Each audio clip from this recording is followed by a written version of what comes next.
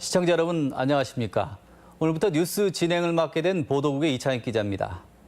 전주 MBC가 다시 시청자들에게 건강하고 좋은 친구가 될 수 있도록 의미 있는 뉴스, 정확한 뉴스 전달에 최선을 다하겠습니다.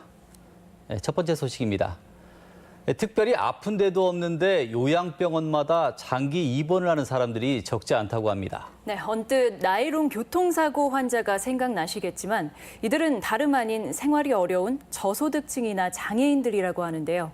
왜 이런 현상이 일어나는지 강동엽 기자가 취재했습니다. 지적장애 1급인 61살 김모 씨는 무려 3년간 요양병원에서 입원 생활을 했습니다. 특별히 아픈 데도 없는 김 씨가 장기 입원을 한 것은 왜일까? 유일한 보호자였던 어머니가 장애를 가진 김 씨를 맡길 곳이 없다며 데리고 함께 입원했는데 어머니가 사망한 뒤에도 김 씨는 병원을 나가지 않은 겁니다. 32살 지적장애 남성 김모 씨는 역시 함께 살던 할머니가 치매 증상을 보이자 함께 요양병원에 입원했습니다.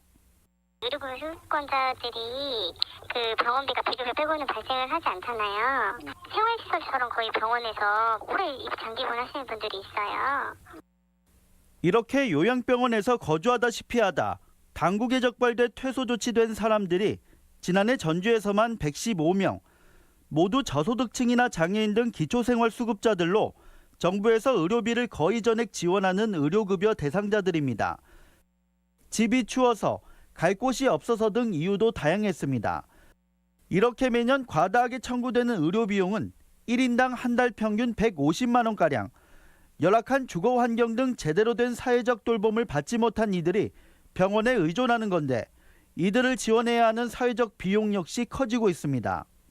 그 추운 겨울에 오히려 병원에 있는 게 훨씬 나을 수도 있는 이런 지점들이 있기 때문에 그것을 그냥 개인의 문제로 볼 게 아니라 사회가 함께 고민하고 풀어가야 될 숙제로 생각하면서 사회적 돌봄 체계에 대한 재정비, 저소득층 의료 지원 체계에 대해 관리를 강화할 필요성과 동시에 이들을 제대로 보호할 수 있는 복지 시스템도 요구되는 상황. 전문가들은 또 일부 요양병원들이 장기 입원을 부추기고 있다며 이에 대한 점검도 필요하다고 지적하고 있습니다. MBC 뉴스 강동엽입니다.